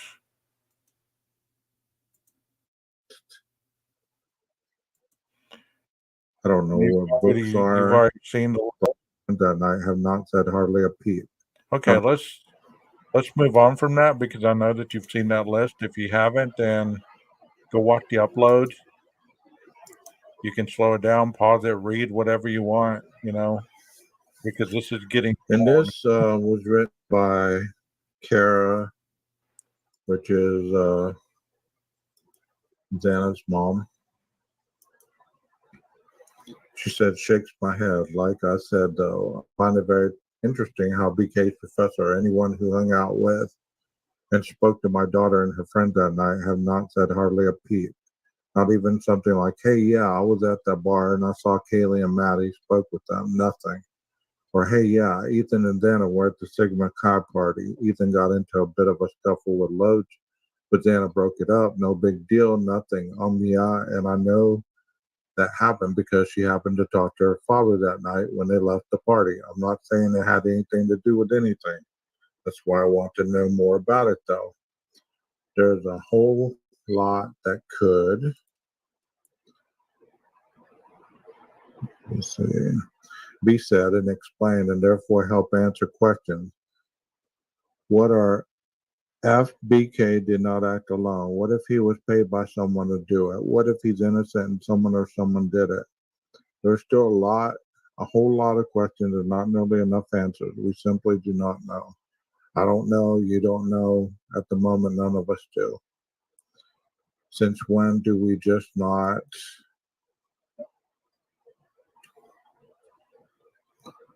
thoroughly investigate a crime, much less one so horrid as this one? If you can see the logic in that, then I'm sorry, and I pray to God nothing like this could happen to your own child. This was my daughter, though. I want no stone left unturned. I'm going to make sure it won't be. I would hope all would be on the same page. That's true. I mean, you would hope that somebody would not take everything lightly,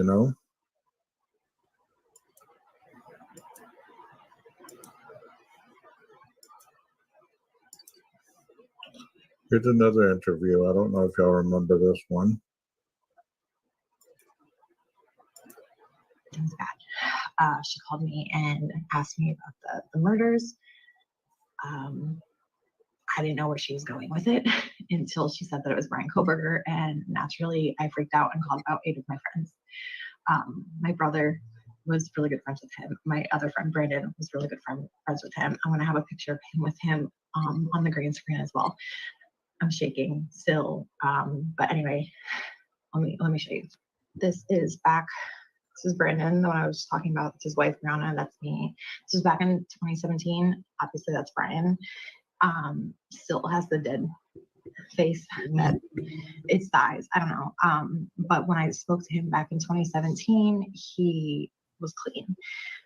He was a heavy heroin user back in high school.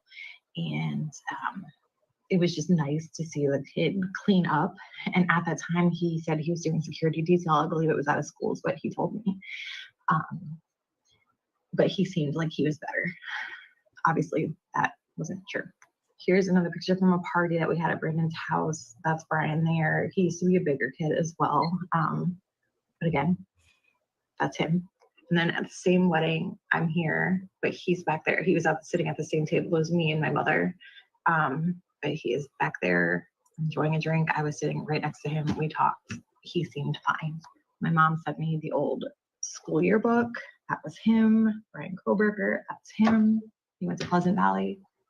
Graduated with, I think, my friend Chris, a year younger than me. This is when he nonchalantly decided to make me drive him around the Poconos for heroin, and I had no idea. I thought I was just doing a nice deed because he needed something, and it turns out that he was getting heroin. Sorry, I'm like, my voice is shaking. I might make a part 2. I probably have to. I don't have a 6-minute feature. I only have a 3-minute feature. I also talk really fast, so I'm sorry.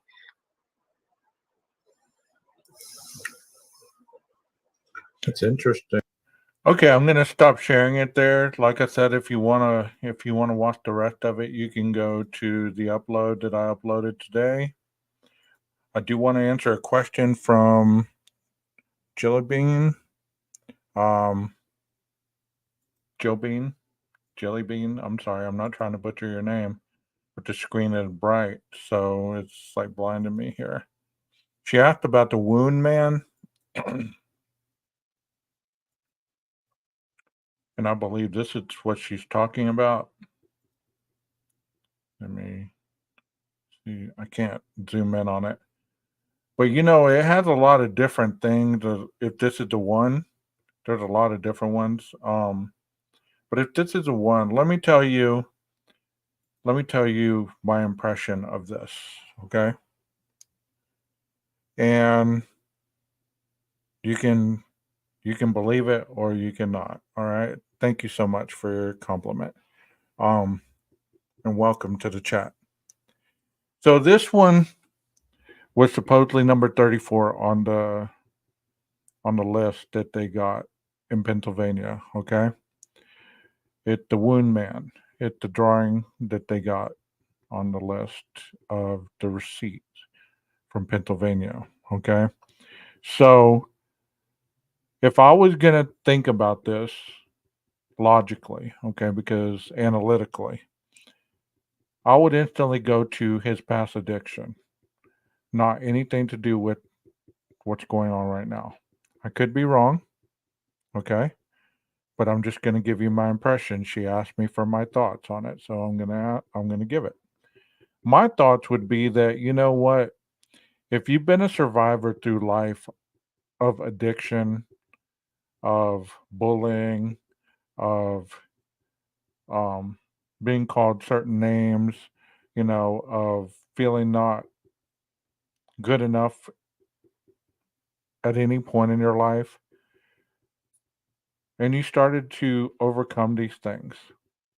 Some people never let go of the past, and they view their wounds as being visible to the world. So it is disturbing, but think about it in a logical way. Because I've asked my clients, hey, I want you to draw what your addiction looks like. If you're going to draw your addiction, what would it look like? And I've seen drawings like this. And that's what it instantly took me to that mindset. Would I instantly think that this was foreshadowing him murdering 4 people? No, that's not what I would go towards. I would go towards an individual that's in a lot of pain with a lot of different daggers in his body that he's overcame, you know? Not necessarily not necessarily going to the most traumatic, disturbing, you know, but that's just where I would go with this, you know? Um, yeah, so you get what I'm talking about, Callie. You know, if because I would have them draw what their addiction looks like. And most of the time you wouldn't see a lot of the face. You would see a lot of the pain that they would cause other people. There would be tattoos of people that they are no longer there, that they hurt, that they could never say um goodbye to. This is number 34. That's what Jill Bean said. Chili Bean. So I don't know. I haven't really looked it up. So I'm not trying to create any controversy here. I'm just putting it up here. She asked me to interpret it, so that's what I'm doing. um Heroin sometimes is not expensive, you know? It's not, but it's needed. Yeah, Sigmund Freud did What's on a Man's Mind. Some say 34 says a man's mind. Okay. What could be a man's mind? It could see a man's wounds. I mean, let me look at a man's mind. Let's see if there's a drawing for that.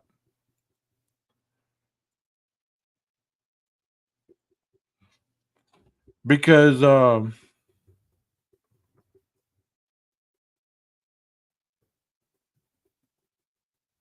if you look into people's drawings, when you ask, if you're going to ask a child, hey, can you draw me what you think about yourself?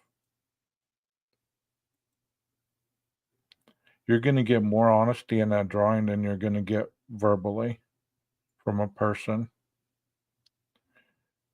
Well, basically, a man's mind, it just, I'm not going to put it up on the screen. Y'all can look it up. It's kind of disturbing. But it's just a woman, a naked woman on his mind. Because Sigmund Freud was very sexually driven in his thoughts. So that's what that one's about. You know, it is bizarre as well. But it would be, and once again, I'm just looking outside the box because I've always looked outside the box on this case. I've never been one dimensional on it. I'm going to change the background because it's blinding me.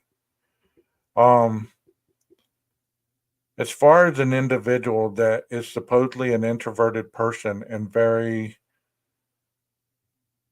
non-attached to a lot of things, that doesn't have empathy or things like that, why would this individual be fixated on women that he couldn't have? You know what I mean? And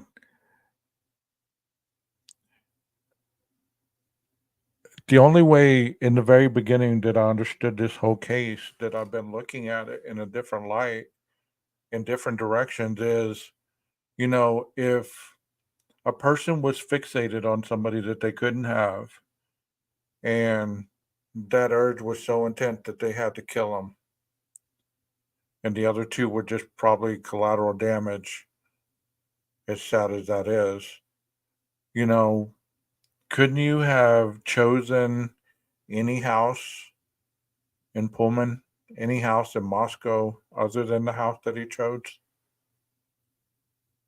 You know, for people to say there's no connection to that house, there has to be a connection. Because look at it this way. Look at it this way. If you were going to commit a crime, you're going to go break into somewhere, aren't you going to at least ride around to see which properties are more prevalent for you to break into? Or are you just going to try to break into the first house you see? Because you can't sustain the urge not to break into the place. No, you're going to go try to scope it out by driving around, to try to figure out which is the best place for your deviancy, and that could be, I've heard that as well. I heard that from the beginning. There's been a lot of theory that say that, this perpetrator supposedly saw them at the Mad Greek, became infatuated with one of them or either two of them, found out where they lived, and went down that road. That could be, that could be a theory for sure. We've heard of people do that. People stalk people in the grocery stores. They walk around, they see a person instantly that they want to be with, or that they want to, rule out their fantasy on. It's not feasible to see a person one time and then become infatuated to the point that, your life starts spiraling out of control sometimes. And, because the one thing about addiction is you're powerless over people, places, and things. So usually the only way to overcome that so you don't relapse is by getting help, or eventually going back to it. Or some people have even died from not, keeping themselves from relapsing. So there's a lot of trails that lead away from this man. No problem, typically. Say hi to Carlos for me. You guys have a good night. Hope you get some Z's. Yeah, I heard that too, Jelly Bean. I heard that the Mad Greek owner had said that he was not in there. That he didn't, he didn't frequent it. I've always thought this. I've always thought that, if you were going to commit a crime, any crime, burglary, murder, rape, any of it, you wouldn't just put all your eggs in one basket, so to speak. There'd be plenty of other houses that you would be looking at as well.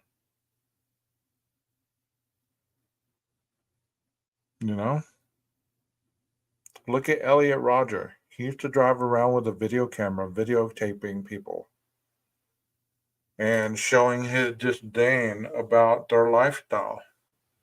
Wow, the hair still stays on point. If you want one of these are in the merchandise. This is the inside of it. Well, let me get it on camera. See the bullet holes? And this is the outside. For the females, there are skull caps and stuff like that. But anyway, the Elliot Rodger used to drive around at night and videotape people. Would you consider that stalking, or would you consider that doing field study? He wasn't a criminology major, He wasn't a criminology major. He was an individual that would drive around videotaping his prey. At the time, he didn't realize that he was going to shoot people up and kill them. He would just hatred. He had so much hatred in his heart because technically he wanted what he couldn't have, and he never even attempted it. That's the thing. I'm about to go into the criminal mind this next semester, so hopefully I'll be able to do a lot more videos on that and give you more examples. And Callie, if you've had that portion in your studies, if you ever want to come up on panel, once you get comfortable to assist with that, you're more than welcome. Because the more people that we have, you know, that really have studied this, it gives a good insight on the things. Um, but thinking about that, the individual went to a party, Elliot Roger. He went to a party. The reason I brought him up is because he's considered the king of the incels, the supreme gentleman, as he called himself. And so he went to parties and he still did not get along. I mean, he still was so socially awkward that they threw him off the balcony and he broke his leg, you know? Um, so think about that. If individuals don't have the social concept to walk into a place and instantly make the people feel comfortable, a lot has to do with how you present yourself. Like most people, if you like, let's say you go to a drive-through. I've tested this theory out because you know for so long in my life, and I don't want to take up your time by sharing stuff about me, but so long in my addictive life, I didn't smile a lot. I didn't have a lot of demonstrative words and all that. So I made it a point to start being a lot more friendly, not having as rigid of a face, and to whenever you go to a drive-through, try this out. If the person is looking angry at you or they're having a bad day, smile at them, see if it doesn't change their demeanor. So people that say that other people are creepy or that other people are weird or that other people are unattainable looking or whatever, think about that. I'm not doubting that at all, Nina. I'm not. But try that out tomorrow or tonight if you go to Jack and Box. I wish we did have a Jack in the Box. I like their tacos. But try that out because there's people there's people that are so quick to label people these days in a negative light. You could say hi to a female that's not attracted to you, and every time you see her, you say hi and just be cordial. Instantly, you're a creeper or you're a stalker, and all you're doing is being friendly. I understand there is a difference between having boundaries and maintaining those boundaries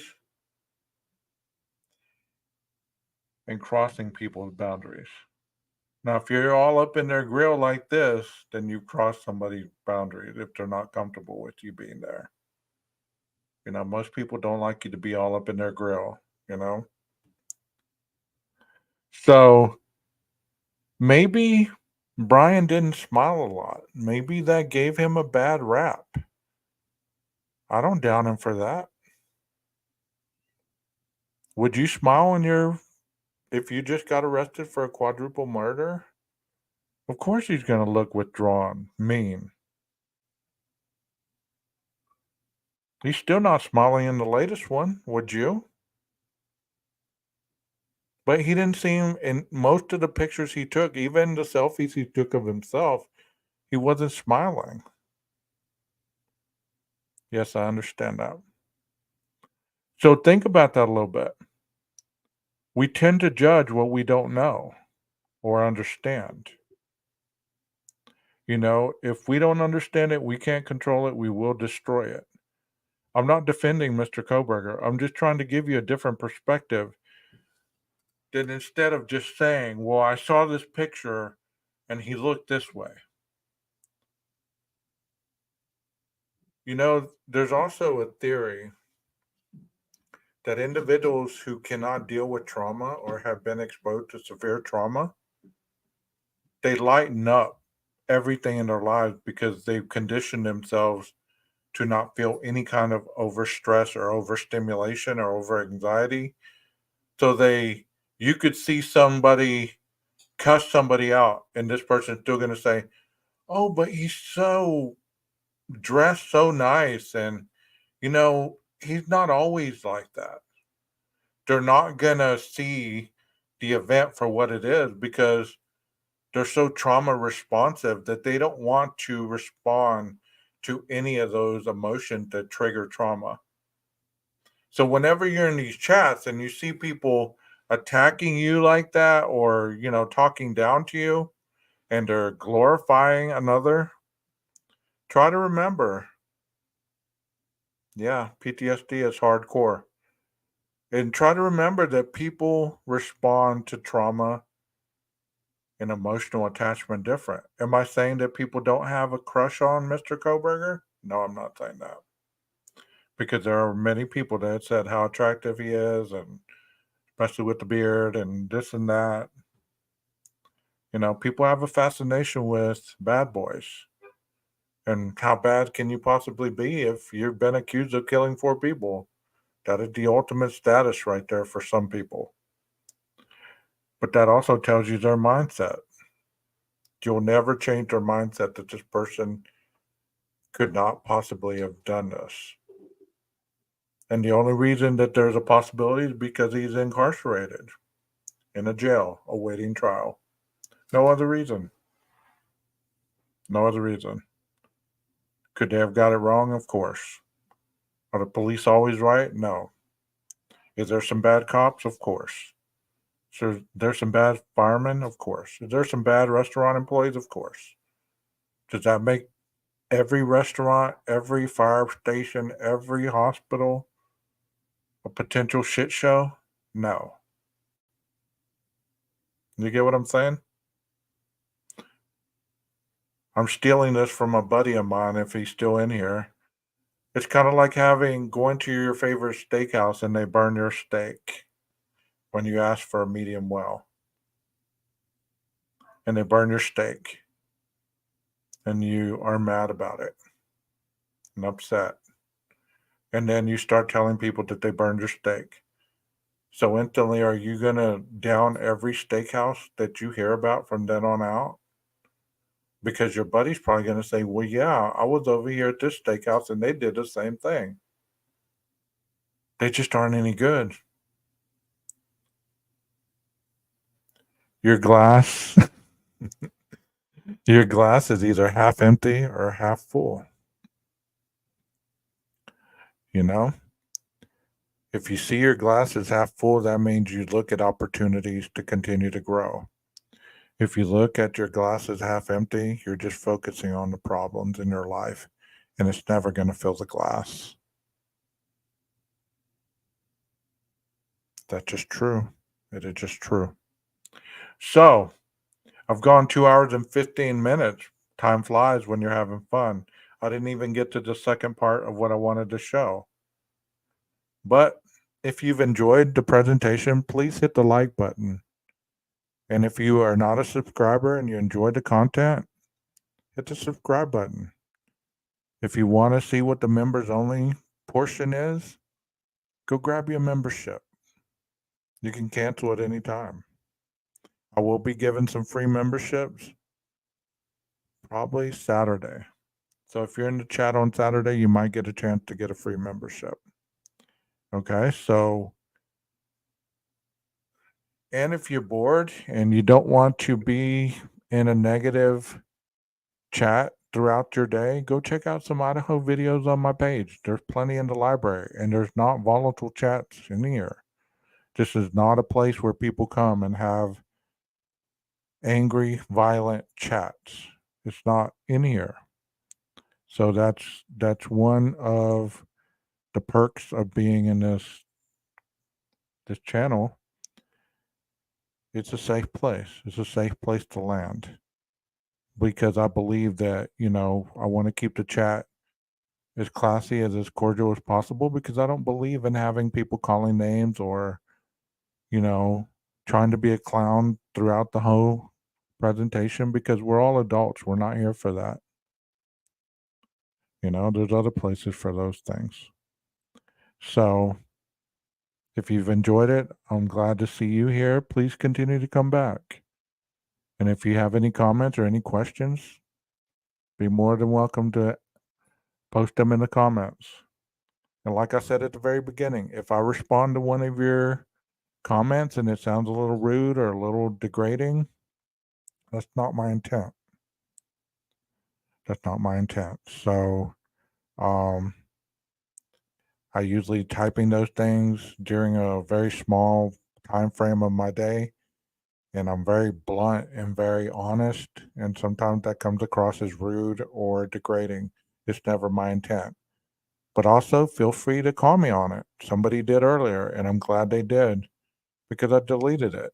I don't believe in harming anybody, so thank you so much for being here tonight. And yeah, stay safe. Stay safe and make sure that you guys take care of yourself because you're worth it. You're worth it. And what I always say, can you dig it? Can you dig it? If you can't dig it, get yourself a bigger shovel. Maestro, cue that music.